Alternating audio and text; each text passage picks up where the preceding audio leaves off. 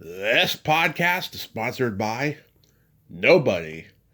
Hey dudes, welcome to Splat from the Past, the only 80s themed horror sci-fi show where things can get totally radical.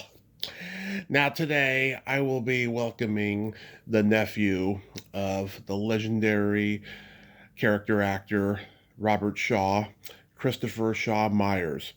Christopher has written a book about his uncle, an actor's life on the set of Jaws and beyond. And for those of you out there who may not know who Robert Shaw is, he played Quint in the 1975 immortal classic Jaws, celebrating its 50th anniversary. And it's going to be just an honor to talk to him today. He also played Doyle Lonnegan in one of my favorite movies of all time, The Sting. He got an Oscar nomination, his only Oscar nomination, I realized, for A Man for All Seasons. He I think he first slipped onto the radar of the American movie-going public with the James Bond movie From Russia with Love. And he was also in The Deep, Black Sunday, Force 10 from Navarone, lots of great movies. And it's going to be great to have Christopher on today. And we're going to talk about the book and talk about the movies. This is the first show for Hot August Summer. Let's kick it off. Also, happy birthday, frequent guest Susan Lanier from The Hills Have Eyes. Love you, Suze. So yeah, here is my interview with Christopher Shaw Myers.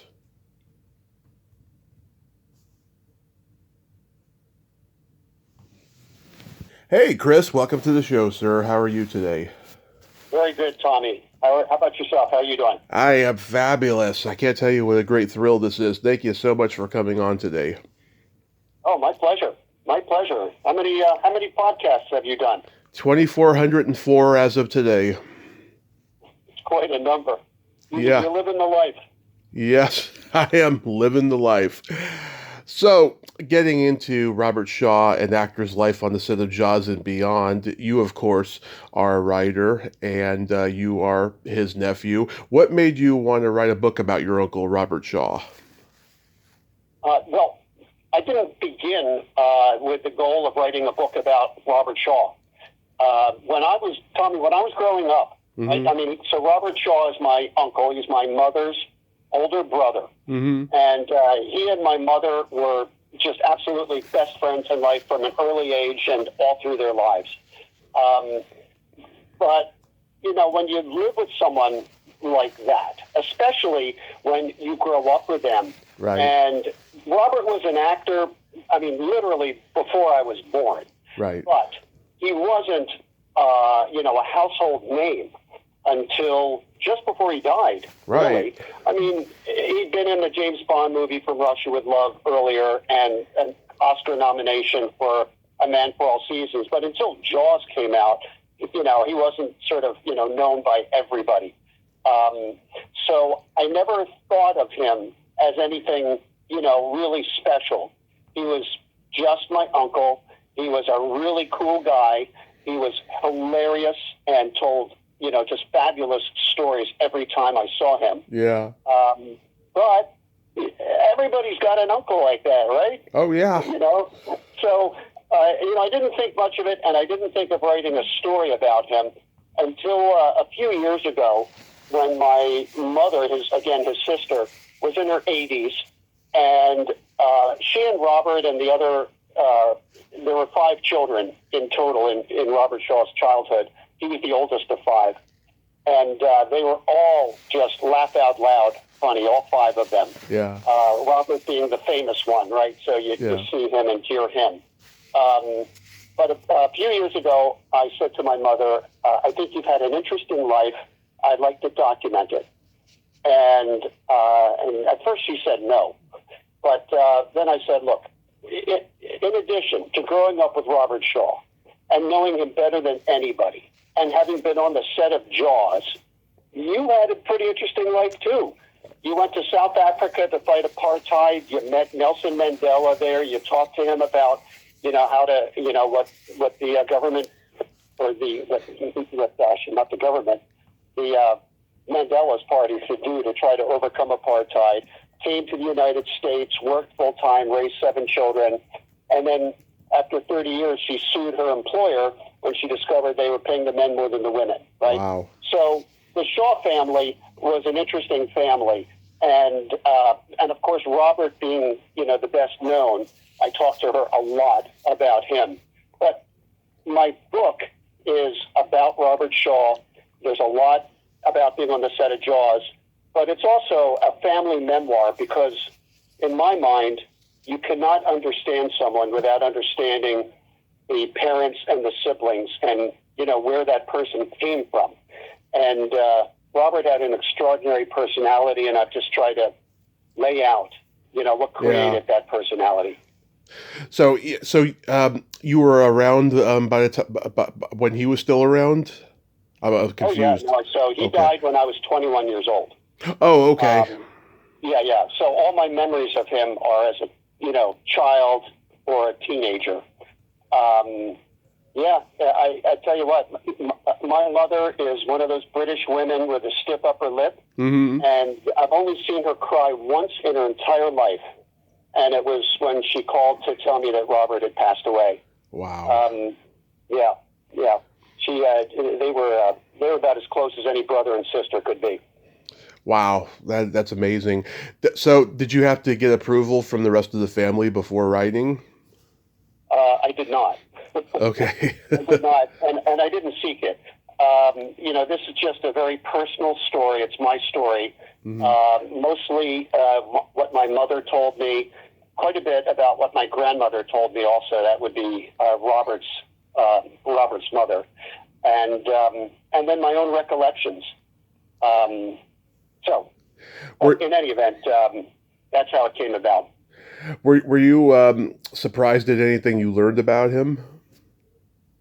Well, I was surprised by some things that were tangential to him, such as how his father, my grandfather, died, and that was something that Robert was always, and my mother was. They were always very open about talking about things. They were very uninhibited people, but they hesitated when it came to talking about their father. And so I was always curious what happened to him. And, and he committed suicide, right? Mm-hmm. And I figured that out over the years, but they were just a bit reluctant to talk about that. And I understood why as I got into it with my mother. Because when a child loses a parent, that's a very tough loss. But mm-hmm. It's very different if the parent is a role model, a healthy, healthy emotionally person and whatnot. But when a parent is so troubled that they become an alcoholic and they take their own life, it leaves the children with a very different feeling. Right. Getting into that with my mother was an eye-opener. In terms of things I learned about Robert that I didn't realize, well, he was, in addition to being just an amazing human being, right, to mm-hmm. talk to and to laugh with, he was a very generous, incredibly generous person. He would give money away to anybody who needed it. Wow. And as an example, when my mother said to him very casually, now this is when they're both in their 40s, right? Right. And she said, I cannot advance in my career. She was an English professor. I can't advance in my career because I don't have a PhD. And in America, because she moved to America from Britain, in America, they don't recognize my Cambridge University as being the equivalent of a PhD. Yeah. And Robert said, Joey, my mother's name was Joanna Shaw. Joey, he called her. Yeah. Joey, you get into a program and I will pay for your PhD. And he did that with my mother more than once and with other family members and with friends. So, but I always knew that, right? So I wasn't surprised to learn that as I got into this with my mother and others. But I was surprised to learn that even as a young man, because Tommy, I think it's very different to give money away when you have money. Right. And it's a lot tougher to give money away when you don't have money. Right. And as a young man, he was also like that. And as an example, as a young struggling actor in his 20s with a family at that point, a young family, 2 little girls. He ended up having 10 children, but in his 20s, right? Had a couple of girls, and he was just, like all young struggling actors. I don't think he was waiting tables, but he was doing the equivalent of that, right? Right. He was, a beat reporter for a local newspaper, and doing all kinds of things to try to pay the bills. Right. But when he heard about a new role, right, a new acting role, he would tell everybody about it, and his attitude was, let the best person, get the part. I think most people would have, wanted to keep it to themselves and try to get into the audition and, get that role and pay the bills. So he was a generous person from a very young age. Anyway, those are some of the things that I learned that were interesting and surprising. How long did it take to write? Well, I had some ups and downs. So the version that's out now took 2 or 3 years, but I would say the process began when I was literally 5 years old. Right. So Robert lived his life mostly in Britain. He lived in Spain for a while as well, but he didn't live in the United States. And my mother had come over to the United States, not intending to stay, but things happen, right? Yeah. She met my father, and they married, and eventually had 7 children. So we lived on different continents from Robert. And that was tough on my mother, right? Her family was 3,000 miles away.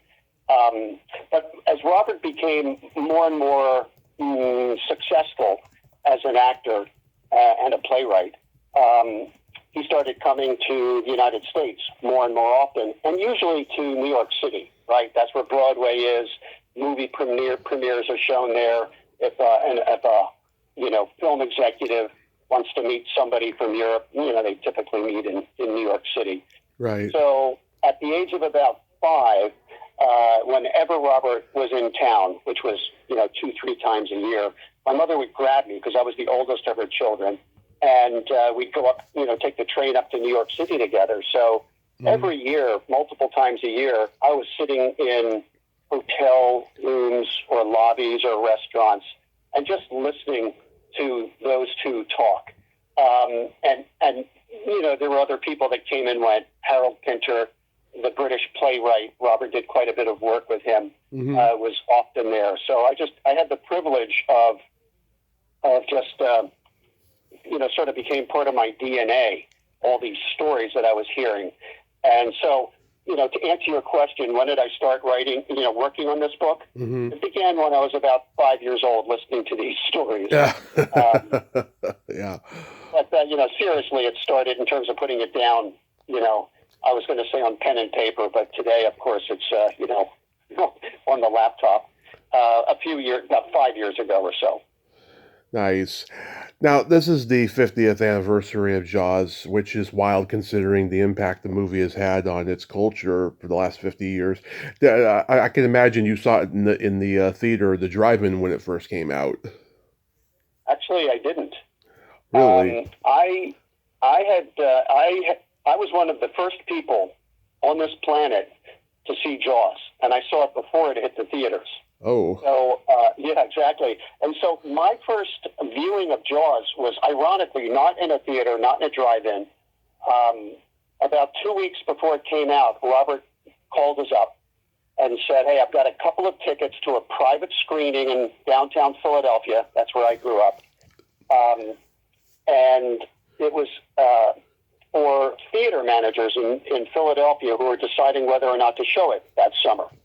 Of course, they all ended up showing it, right? Yeah. But 2 weeks beforehand, or what, maybe it was even a little more than that, nobody was sure who was going to show it, what they were going to, who would put it up and whatnot. So my mother and I was a senior in high school at the time. I'd already been accepted to a college called Trinity College up in Hartford, Connecticut. Yeah. And so you know what it's like when you're in that final year of your 12th grade, high school year, and you've already been admitted to college. It's pretty easy to just skip away from school.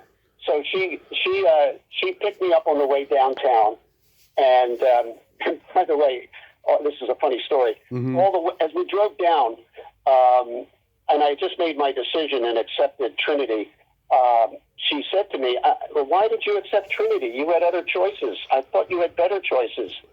And I said, no, I really like Trinity. I want to go there. And she said, but it was like, but you should have done this. And she was just, sort of firing at me on the way down.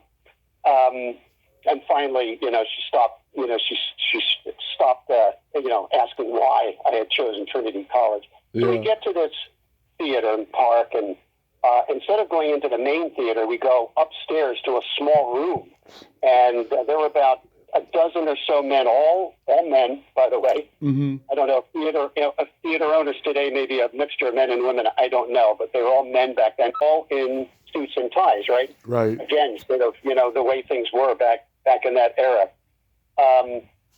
And it was a small room, but we're right on top of a screen, and they show the movie.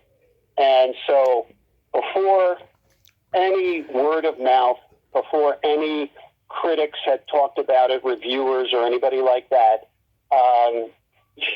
the opening scene of Jaws, right? Yep. With the young woman. With Susan Backlini, yeah. Susan Backlini, and she gets eaten by the shark, and it's absolutely horrific. Yeah. And it's even more horrific if you don't have anybody whispering in your ear ahead of time, oh my God, you're going to be so shocked by this.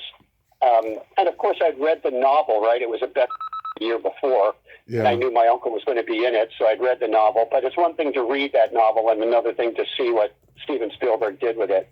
I just, jumped out of my seat during that first scene. But then in the next scene, as the, all of the men in that room, and my mother and I had jumped just like, everybody all of us did whenever they saw that for the first time. In the next scene, the sheriff, or the chief, right? Mm-hmm. Sheriff, I think he's a sheriff, Chief Brody, he's right. Interviewing the young man who had been with Susan Backlini the night before. Right. He said, what are you doing? What were you doing? You weren't with her? What's going on here? And in order to establish credibility, he gives his name and he says, at Trinity College in Hartford, Connecticut. which my mother had just been, trying to talk me out of going. So yeah. After that, with that scene and, a movie with her brother in it, she never challenged me again on my choice of schools. But that's a long answer, Tommy, to your question of, did I see it in the theater? No, I saw it in a little room upstairs above a theater where I was right on top of the screen and everybody was seeing it, Yeah. Beyond calling it for the first time. It was shocking. How about you? When did you first see it? I'm trying to think. I may have saw it on ABC when I was like, 3.5, 4 years old. I remember renting Jaws the Revenge when I was like 5. Everyone hates that one, but I actually think it's a pretty good conclusion to end the series, and I think Lorraine Gary did a great job, and Michael Caine's great and everything. So, but like when I first saw Jaws, I was just like enthralled with it. I was like, this is so comedic and suspenseful. I mean, I was like, wow, this is like a wow movie. Yeah, exactly. You said something there that I think is insightful. It's comedic and suspenseful, mm-hmm. and you could go on and on about Spielberg and his brilliance. Mm-hmm. But one of the things he did, I assume this was, him doing this. He took a horror book, right, or whatever you would call it, a horror book, right, or whatever that genre would be called. Yeah. By Peter Benchley. And then the studio, Universal, they asked Peter Benchley to write a script for it, which he did. And I think it was very obvious, and I don't know this personally, I didn't hear this from Robert, but just from reading things, I think it was very obvious that Peter Benchley was a very good, call it pop novelist, right? A best-selling type of novelist. That's very different from the skill set to be a screenwriter, right? Mm-hmm. So Benchley brought in, Spielberg brought in Carl Gottlieb, Right. Who's the other to get credit for the screenplay. Right. And Carl Gottlieb was a comedy writer. Yeah. And he was writing for the Smothers Brothers, and he was winning Emmy Awards for other comedies and whatnot. Right. And so Jaws is just one of those movies that seamlessly moves from a jump scare to a laugh out loud moment, and then back again. I know it's ironic that the scariest movie of its time is written by a comedian. Yes, exactly. Isn't it? It's fabulous, and it's just part of the genius that went into that movie. One of many things, but I think that's right up there. Yeah, I mean, I've talked to Joe Alves and Jeff Kramer and Jeff Voorhees, and like nobody knew this movie was going to become what it was. I mean, it invented the summer blockbuster and all of that stuff, but like nobody knew. I mean, they were just like, okay, we're making a pretty interesting story. It's pretty horrific. I mean, this is coming right off of The Exorcist, which was the scariest movie of its day. Like a year and a half before, but nobody really knew like what was going to happen, and it like changed the way movies were marketed. I think Star Wars actually changed it more as far as marketing goes, but like this was just like this was it. And I read that your uncle was not too keen on taking the role at first because he didn't like the book. Yeah, he thought the book was awful. I mean, but Robert was he was a literary person. Mm-hmm. from a very young age, growing up in the Orkney Islands off the northern coast of Scotland. He and my mother, like I said, were best friends, and every Friday they would go to the local Orkney Stromness, the town in the Orkneys where they lived. They would go to the Stromness library and get books out and read the same books together so they could talk about them. And they did that year after year, all through their childhood and into their teenage years. And of course, the older they got, they gravitated to the classics, right? To the Charles Dickens and Jane Austens and the Bronte sisters and those Moby Dick and those novels. And they were just voracious readers. Of course, that was back in an era before television and the games on your cell phone and whatnot. And especially during World War II, when they had to close the curtains and black out most of the house, there wasn't much else to do except read and write and sort of perform to each other, right, to amuse each other. So Robert was a reader of the classics, and he was a voracious reader. So when you have a book like Jaws, right, which is not a Bronte or Jane Austen type of novel, he's going to look down on it. But at the same time, when Tommy, you mentioned that you had spoken to Joe Alves and Jeff Kramer and Jeff Voorhees and whatnot, and everybody was surprised at the success of the movie. I'll tell you one person that I think might have been surprised, but less so than most other people, if he was surprised at all, and that was Robert. He was very optimistic about that movie early on, and he identified Spielberg, even though Spielberg had not done anything at that point, right? He'd made 2 TV movies. Right. Both very good movies, right? The Duel and Sugarland Express. That was actually a theatrical movie. Yeah. Very, very good movies, but not a cinema movie, right? And not with a Jaws type of budget and whatnot. Jaws was he was an unknown basically at that point. But my mother was on the set for a week, and she was very surprised. She was introduced to Spielberg before she knew who he was. And Spielberg and my uncle had a little back and forth that irritated my uncle, right? Because Spielberg asked if he was sober enough to do a scene, right? They're out on the water bobbing up and down, and they waited for hours and hours, before, anybody even showed up to give them a heads up. And this young man behind the wheel, calls up and says that, and Robert takes offense and says, "Of course I am. The question is, will you ever be ready?" And the young man says, "Sure, yeah, we'll be ready in 10 minutes." Which, by the way, Tommy, if you don't know, that's Hollywood speak for another 2 hours. Yeah. But that's what this young man said. And as he's pulling away, my mother asks Robert, "Who was that snotty-nosed kid?" Right? Mm-hmm. My mother was in her 40s at that point, and she just watched this young man in her 20s.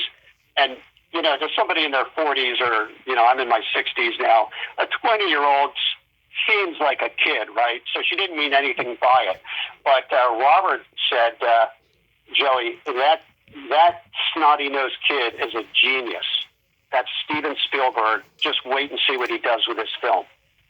So yeah. I think Robert had a pretty good feel for it, even during, this disaster of a production, right? Now, right. I say disaster in terms of, it was supposed to take 6 weeks, and it ended up taking almost 6 months to film, right? So, there's a lot that, goes into, there's a lot of problems, right, that have to result in it stretching out like that. But Robert had confidence in it, even if others didn't.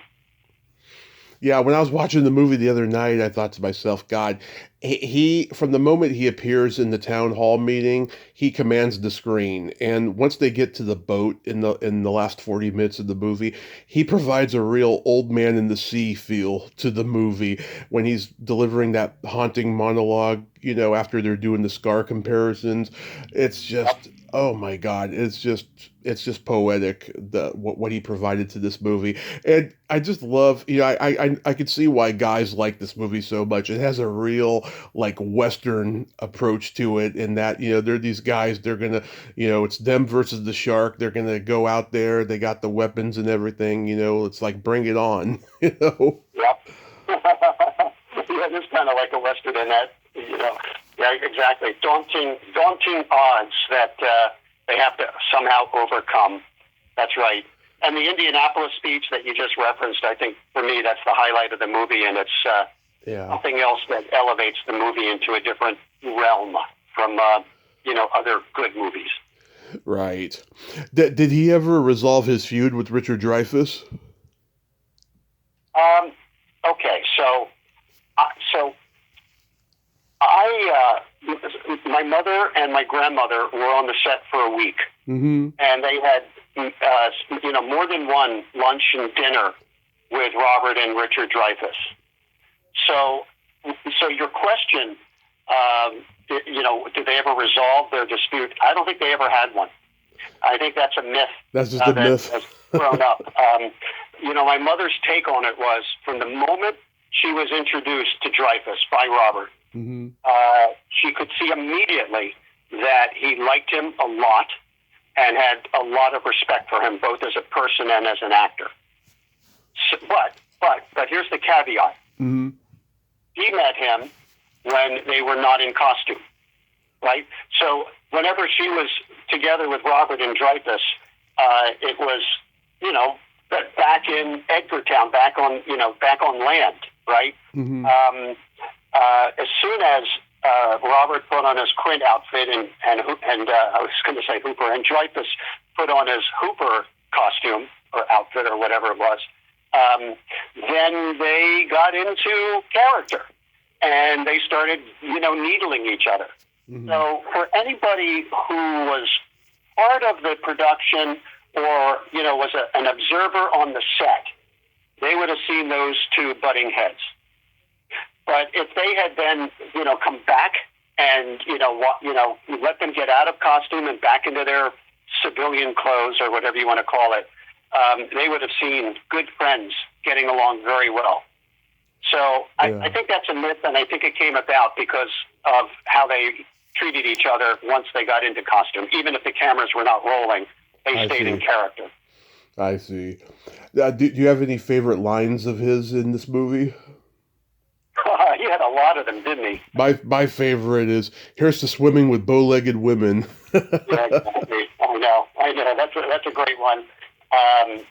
The song "Show Me the Way to Go Home" was something that my book is titled Robert Shaw, An Actor's Life on the Set of Jaws and Beyond. But the working title that I had right up until we went into production was "Show Me the Way to Go Home." And, that starts with Dreyfuss singing it, but then they all sing it. Mm-hmm. And the reason I love that line, and the reason I connected it to my story, my book, my biography, is that Robert Shaw had, and my mother and their siblings, they had a very difficult childhood. They, their father was an alcoholic who took his own life before they were teenagers. Right. They were plunged into absolute poverty. Their father was lowered into a pauper's grave because the churches would not take somebody who took their own life. And so he was labeled a pauper, and they were labeled paupers. And in the British class culture especially, that's the bottom of the barrel. And then, oh, by the way, Tommy, World War II was going on, and they were living through the Blitz, right, and the fear that Germany was about to invade and all of that. Right. So you might think that that's, not the happiest of childhoods. And yet, I mentioned that I was in many hotel room and lobby and restaurant and living room and whatnot, hanging out with Robert and my mom and, maybe one of their other siblings sometimes and whatnot. Yeah. And anytime they started talking about their childhood, they were just howling with laughter. Yeah. Robert and that entire family had a way of, compartmentalizing or whatever it is. They had a way of looking back and finding the laughter and the humor and just finding it funny. And so to show me the way to go home for me was a way, hey, I want to figure out what they had that made them so happy despite that childhood. Nice. So anyway, that's one of my favorites. But I'll give you a little tidbit on a line that was not Robert's, but it was something that I heard, and I can't verify this. But perhaps the most famous line in the movie was one that was ad-libbed and attributed to Roy Scheider, and that was, "You're going to need a bigger boat." Yes. And so, Roy Scheider, from what I can tell, has always accepted, the credit for ad-libbing that line. So a couple years ago, I'm doing a little research, and one of the people that I knew and spoke to him actually several times and got together with him a couple of times, was Carl Gottlieb, right? Again, the screenwriter. Right. And Carl Gottlieb told me this story. And I don't know if he was kidding or serious. I took him seriously, and I think he was. But I've never heard anybody else say it. So what he told me was that, again, as the screenwriter, and by the way, this screenplay, right? I mean, he took Benchley's and then he rewrote it. But basically, they were tweaking it every single night before filming the next day, right? Spielberg had a log cabin on Martha's Vineyard. He had his, top sort of crew, Spielberg and Bernafield's, the film editor, and Dreyfuss and Robert, and, he had as many people as he could gather together every night to say, so what's the script for tomorrow? How are we going to do it? Who's going to say what? So Gottlieb was, very much into this, and he was rewriting the script for the next day, every single day. And then working late into the night, so, they would have typed out pages the next day. And on one of the pages that he handed to Roy Scheider, he had written, and he didn't mean for this to be Roy Scheider saying it, but Carl Gottlieb had a problem with the lunch boat that was coming out and bringing their lunches. And it was a small boat, and, it was a pretty big film crew, right, on that barge and whatnot, and a couple of other boats with other actors and other film crew. And he wrote in the margin of his screenplay, just to remind himself, we're going to need a bigger boat, meaning the lunch boat. Mm-hmm. But that got handed to Roy Scheider by accident or on purpose or whatever, and Roy saw it and thought that he was supposed to say that line at some point, and so he did. And I don't know if that's true, Tommy, but that ad-lib line was apparently just a mistake that became, sort of Jaws legend. Right.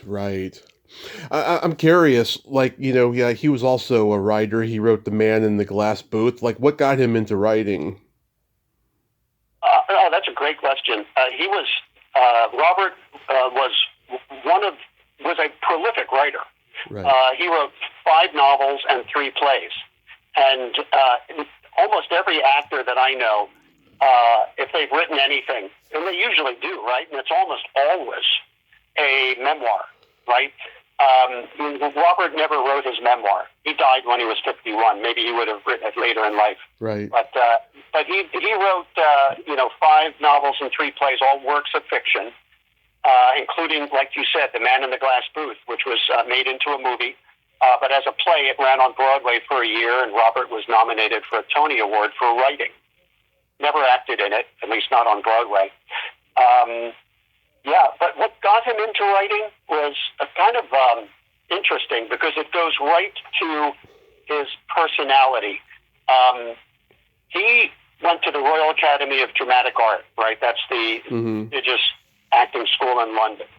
And against the wishes of his mother and just about everybody in his family and whatnot, the Shaws grew up in rural Scotland and rural Cornwall. And the acting profession in those parts of the world back then, that wasn't, they didn't think about Errol Flynn and Humphrey Bogart, right? They just thought of, the actors that came through performing in little theaters, right? And they were, not good at all. And it was considered the bottom of the barrel. So Robert went against his mother. She wanted him to be a doctor like his father had been. And he became an actor. And he was thought of as, what a mistake he's made. But then he had the good fortune to do a good job and at school and to join the Royal Shakespeare Company. And I say good fortune because that got him working with people like Alec Guinness and John Gielgud and Peggy Ashcroft and Michael Redgrave, the big Shakespearean actors of, the 1940s and 50s and 60s in Britain. And he could not have had better training. But Robert had the kind of personality that, and I think it came from his mother, right? She lost a husband. She was raising 5 children in poverty by herself during the war, right? Right. And she instilled in her children what I call in the book, she gave them their accents and their attitudes. She made sure that they spoke very well, very properly, and that their attitude was that nobody will ever beat me. And so Robert got, very good roles for a number of years from the Gielguds and the Alec Guinnesses and whatnot. But he never toned down his performance. And it started to rub the stars of the show the wrong way, that this young upstart was stealing the spotlight from them. And so after a few years, he was not getting the roles that he was getting early on. And like I said earlier, Tommy, he had to pay the bills. So, he just had a lull in his career, and he decided to write. And, he'd been a prolific reader and a writer. Even as a teenager, he and his siblings were, having little contests of who could write the best poem or the best short story and whatnot. So it wasn't something he wasn't used to, but then he found he had time on his hands and he needed money, and he started taking on local reporting jobs, and he wrote his first novel called The Hiding Place. That was turned into a movie with Alec Guinness and Robert Redford a few years later. And it's a very good novel, by the way. I think of everything that he wrote, maybe with the exception of The Man in the Glass Booth, The Hiding Place was my favorite of his novels. Have you read it? Do you know what it's about? No, I don't actually. I'd love to read it. Yeah. So it's about two pilots during World War II who have to bail out of their airplane over Germany, and they parachute down to safety, and an old man captures them before the townspeople can, capture and shoot them, basically. And, he's got a shotgun, and he takes them down, and he locks them in his cellar and keeps them down there in his cellar, and he feeds them and whatnot and takes care of them. And this goes on for 10 years. And it's because this old man, a widow, and he's just lonely.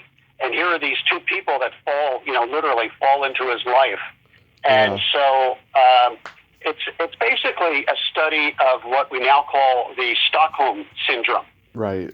With the captives sort of empathizing with their captor and vice versa. It's a very interesting novel. And they finally escape 5 years after the war ended, but they don't know the war ended. So they're sneaking from house to house and stealing a boat and rowing down a river and hiding so that the Germans don't, shoot at them and whatnot, even though the war is long over. Anyway. Yeah. Yes. He was a good, Robert was a very good writer, I think. Yeah, because the movie version of The Man in the Glass Booth was Richard Pryor's favorite movie. He saw it like 40 times. I think it was his favorite because his wife Jennifer was in it. I remember reading that anecdote years ago. We did not know that. I did not know that. That's really interesting. Yeah. 40 times. I thought it was interesting too when I read it. Yeah, he made two movies with Sean Connery, From Russia with Love and Robin and Marion. I can imagine those two like having drinks and being buddies. Were they? Yeah, I think they were. I think there was a little bit of. They were competitive, right? And Robert especially was competitive. I'm sure Sean Connery was as well. They actually made three movies together, Tommy. The one that you wouldn't be familiar with was a TV movie in Britain. And again, it was based on The Hiding Place, actually. It was called The Pets. It was renamed because the jailer was treating these two pilots as if they were pets. But yeah, I think they got along well, but I think there was some, what would you call it? I'm not sure, but Robert I think he would have liked to and believed he should have been James Bond and not the villain. But he had lost out to Sean Connery in the first James Bond movie, right? Dr. No. Right. And so, that left him with the opportunity to be the villain in the sequel, and he took it. Robert used to, before Sean Connery knew his wife, at the time of From Russia with Love, Sean Connery was married to an Australian actress that Robert had dated before Sean even knew her. And so there was some tension on the set of From Russia with Love that I think came out during their fight on the train. Robert sort of famously liked to push his fellow actors, right, to get them into the right, mood, right? Yeah. He teased might be the wrong word, but tortured might be a better word. He tortured Richard Dreyfuss, right? During Jaws, right? And Dreyfuss turned in, a great performance. And Robert was doing the same thing to Sean Connery when they were filming that fight scene on the Orient Express near the end of From Russia with Love. Just, needling him about his wife and telling him stories about her.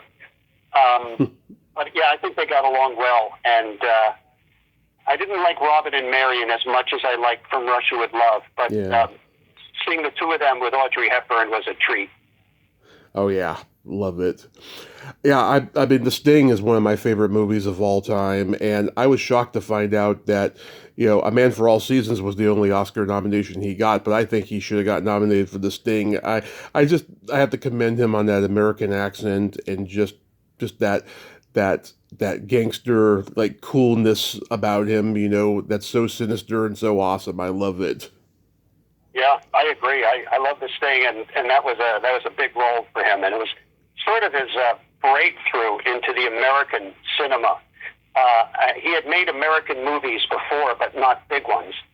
He had made some big movies, but they were British movies. Yeah. And then The Sting came along, and it was Paul Newman who got him into The Sting. because Newman's last name of his character in the film was Shaw. Right. It made him think of Robert, and he recommended Robert. And then here's the irony, Tommy. Yeah.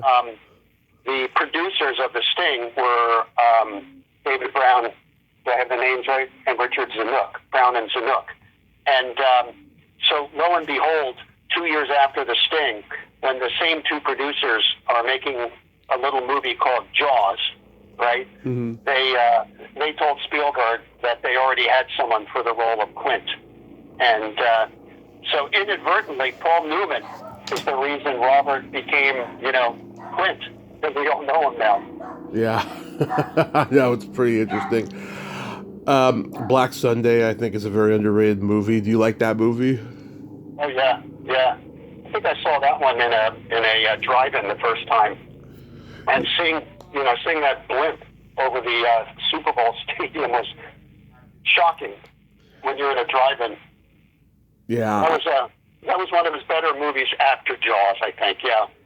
I like it a lot. I know it was pre 9/11, and I'm so shocked that nothing like that happened in real life. I'm glad it didn't, but it's a really heavy thriller, that movie. Yeah. And also, I used to see The Deep a lot on HBO when I was a kid back in the day, and I remember, your uncle was quoted as saying that Nick Nolte hated making that movie, and he kept telling him, "It's a treasure picture, Nick. It's a treasure picture." That was another Peter Benchley story too. It was sort of like a Jaws light, I think. Yeah. But not a bad movie, but not up to Jaws. No. Now, it's been said that during filming of Force 10 from Navarone, that he said it was most likely going to be his last film. Do you think that he was feeling the effects of death around the corner for him at that point? Well, I don't think anybody feels that, right? Unless they're, ill from something. And he was not ill. I think he was tired, and he said often that he was tired. Even he almost didn't take the Jaws role. Just needed a break from sort of the hectic nature of filming and whatnot. So no, I don't think he saw anything coming. But just 2 months before Jaws came out, excuse me, mm-hmm. He lost his second wife, Mary Ure, to an accidental overdose after a successful opening of a play in London. She was a Scottish actress, so he had a lot of things going on, good and bad, and maybe a little world weary by that point in his life. And I think that's what he was feeling the effects of, not seeing anything coming. So it was just he was burnt out. Maybe he wasn't going to make movies anymore after that. I think he would have liked to have turned to writing if he could have. Mm-hmm. And he had always said earlier in his career that he preferred to write. He used to say, I've heard him say, he would describe himself as both an introvert and an extrovert. Right? That's an unusual combination. But as an introvert, he liked to be by himself and writing. Mm-hmm. And as an extrovert, he loved to be on stage, right? He was a storyteller. I mean, he took the stage, quote unquote, even just in a hotel room or living room.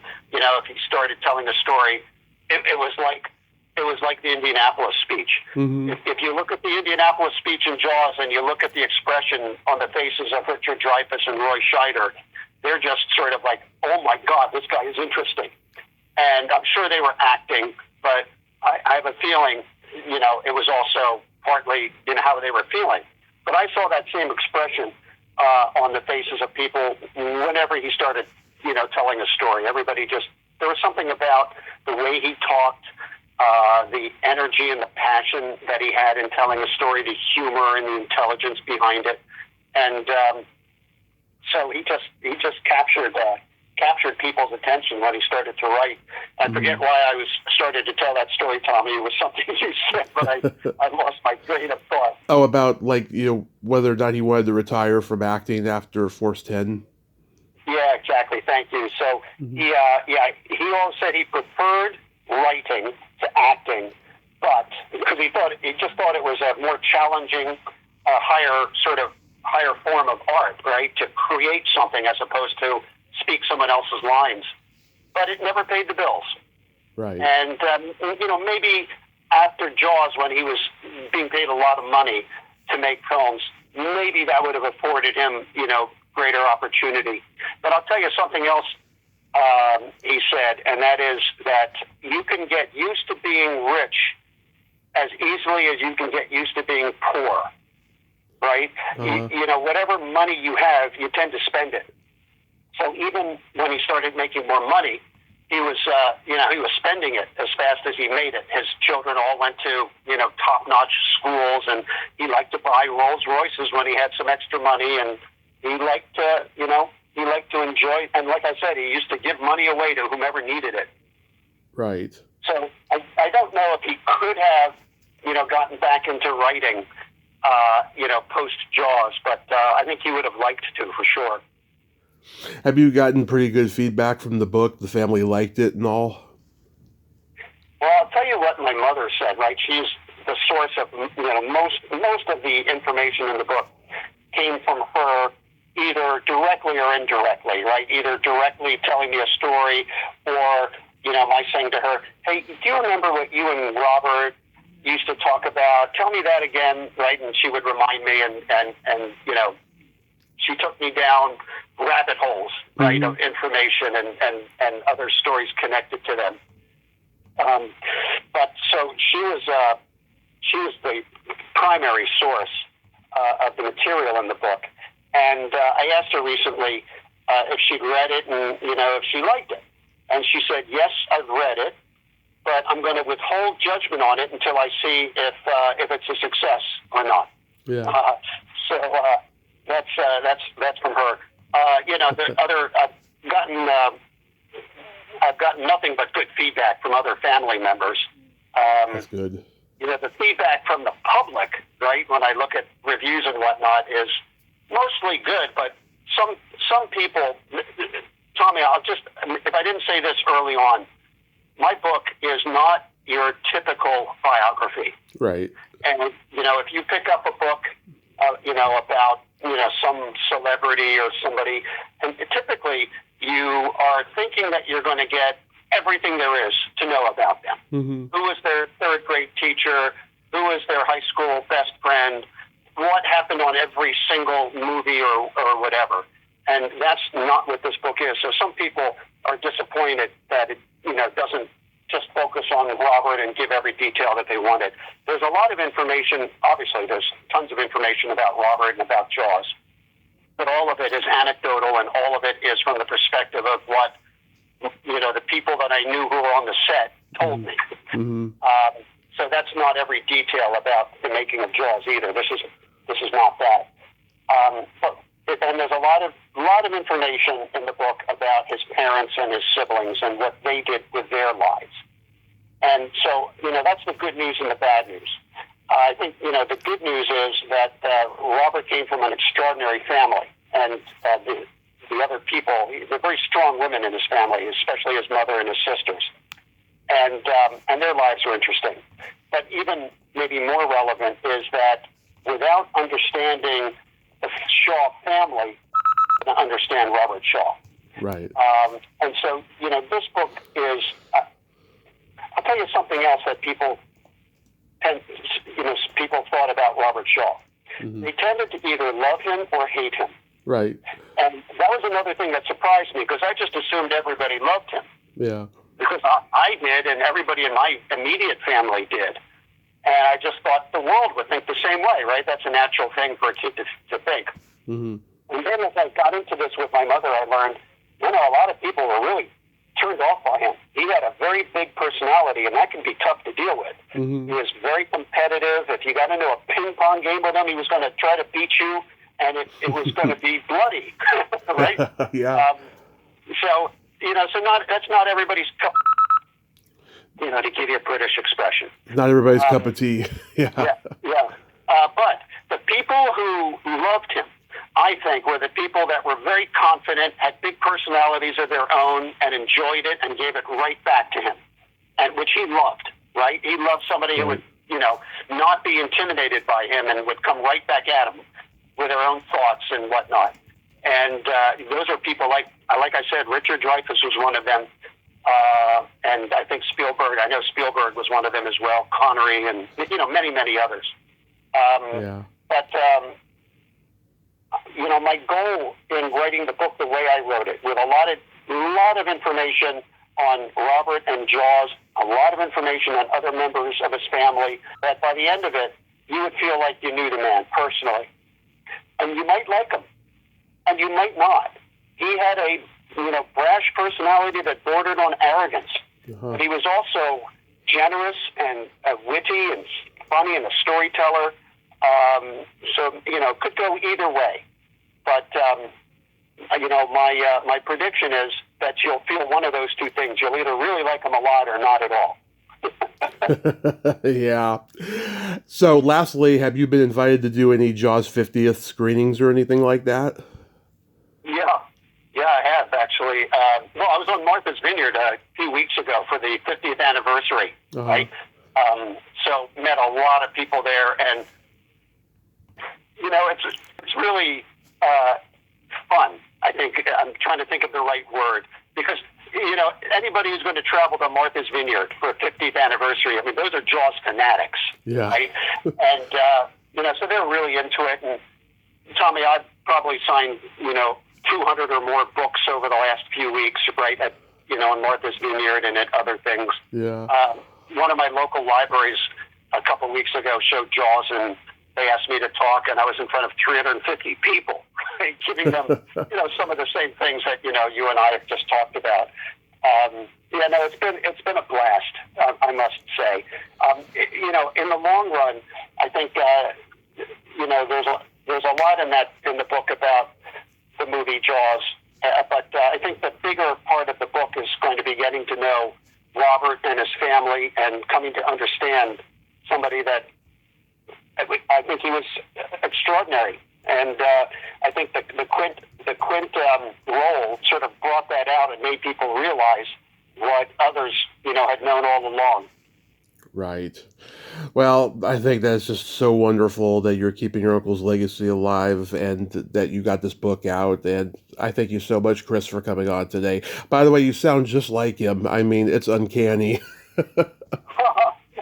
I have not had someone tell me that, so I'll take that as a compliment, though. He was a good talker. The cadence and everything, yes. You have a great rest of your summer, sir, and be safe out there. Thank you, Tommy. You too. It was a pleasure. It was a pleasure. Bye-bye. Bye-bye. Well, there you have it. Christopher Shaw Myers, ain't he a cool dude? Oh my God, that was a great conversation. And God, he was intense like his uncle, and he had that cadence. I just enjoyed listening to him and listening to that voice. I mean, God, I felt like his uncle was like talking right to me. I mean, that was amazing. I enjoyed that conversation. Go check out that book, Robert Shaw, An Actor's Life on the Set of Jaws and Beyond. And I certainly will pick up a copy myself and read it. Well, until next time, this is Tommy Throwback Kovac saying, there's no shame in living in the past because the present sucks. Later, dudes. Do-do, do-do, do-do-do-do-do-do-do-do-do-do-do.